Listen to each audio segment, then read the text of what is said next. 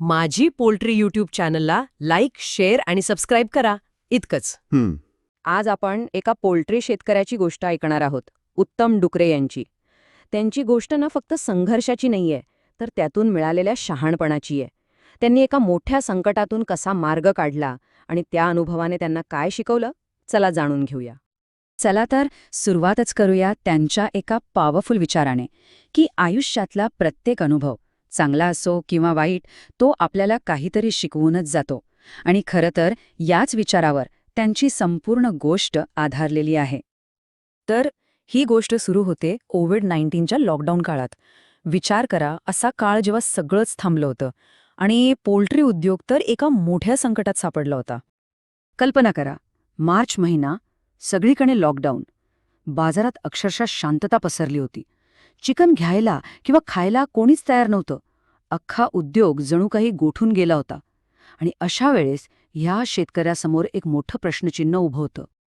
आणि मग इथूनच त्यांच्या खऱ्या संघर्षाला सुरुवात झाली. जेव्हा सगळेच घाबरून होते, काय करावं हे कोणालाच कळत नव्हतं, तेव्हा या शेतकऱ्याने एक धाडसी निर्णय घेतला, एक मोठी रिस्क घेतली. त्यांच्यासमोरचा सगळ्यात मोठा प्रश्न, पिल्लं घ्यावीत का? अहो, ज्या परिस्थितीत बाजारच बंद आहे, तिथे नवीन बॅच घेणं म्हणजे पायावर धोंडा पाडून घेण्यासारखं होतं. हा निर्णय घेणं किती कठीण असेल नाही का? कारण ह्या एका निर्णयावर त्यांचं सगळं भविष्य अवलंबून होतं. पण इतक्या मोठ्या संभ्रमात असूनही त्यांनी निर्णय घेतला. त्यांनी ती रिस्क पत्करली आणि 40 ग्रॅम वजनाच्या पक्ष्यांची नवीन बॅच स्वीकारली. म्हणजे बघा, एका मोठ्या आव्हानाला ते थेट जाऊन भिडले. आता ही स्लाईड खूप महत्वाची आहे बरं का, कारण त्यांनी नेहमीचा रस्ता निवडला नाही. त्यांना माहीत होतं की नेहमीच्या महागड्या पद्धती आता चालणार नाहीत. म्हणून त्यांनी काय केलं?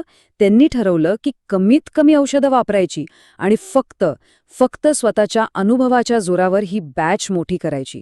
हा एक मोठा जुगार होता, एक प्रयोग होता. मग या धाडसी प्रयोगाचा पुढे काय झालं असेल?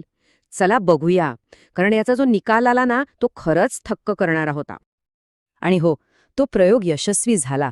सगळ्या अडचणींवर मात करून त्यांनी ती बॅच यशस्वीरित्या वाढवली. आणि हे फक्त तोंडी नाही, आकडेवारीच सांगतेय सगळं. त्यांचा जो फीड कन्व्हर्जन रेशो होता, म्हणजे FCR, तो आला फक्त 1.5. पोल्ट्रीमध्ये हा एक जबरदस्त निकाल मानला जातो.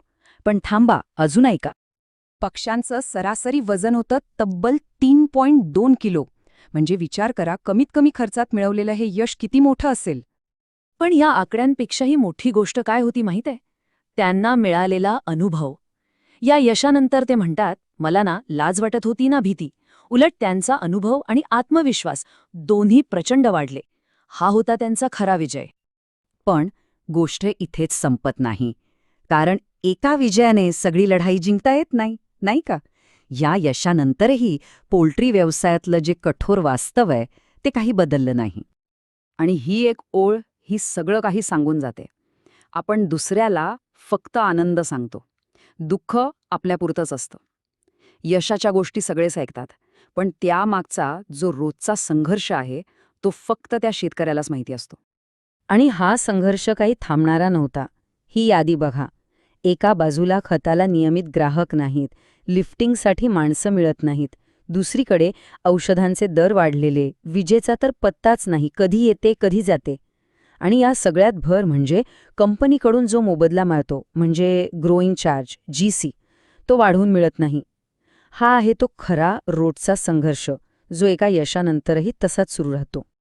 आणि ह्याच रोजच्या धबडगड्यातून, ह्या संघर्षातून त्यांना एक संधी मिळाली आत्मपरीक्षण करण्याची. आणि मला वाटतं ही या संपूर्ण अनुभवातली सगळ्यात महत्त्वाची शिकवण आहे.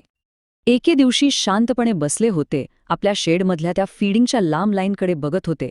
आणि त्याच क्षणी त्यांच्या मनात काहीतरी चमकून गेलं. त्यांना एक साक्षात्कार झाला. आणि तो फक्त त्यांच्याबद्दल नव्हता, तर आपल्यासारख्या अनेक शेतकऱ्यांबद्दल होता.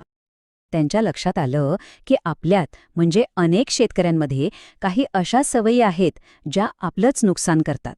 जसं की मोघम बोलणं, स्पष्ट न सांगणं, आपणच सगळ्यात हुशार आहोत असं दाखवणं, आणि उगाच इतरांना इम्प्रेस करण्यासाठी मोठमोठ्या गप्पा मारणं. आणि या सगळ्याचा परिणाम काय होतो? तर जो खरा आत्मविश्वास असतो ना, जो आतून यायला पाहिजे, तो कुठेतरी हरवून जातो. ही एक खूप प्रामाणिक आणि मोठी कबुली आहे, नाही का? आणि शेवटी या संपूर्ण प्रवासाचं सार या एका वाक्यात येतं. जे लोक परिस्थितीशी लढून पुढे येतात ना, त्यांना जपलं पाहिजे. कारण त्यांनी आयुष्याचं तत्वज्ञान फक्त वाचलेलं नसतं, तर ते जगलेलं असतं. त्यांचा अनुभवच त्यांचा सगळ्यात मोठा गुरु असतो. ही गोष्ट फक्त एका शेतकऱ्याच्या यशाची नाही, तर अनुभवातून मिळणाऱ्या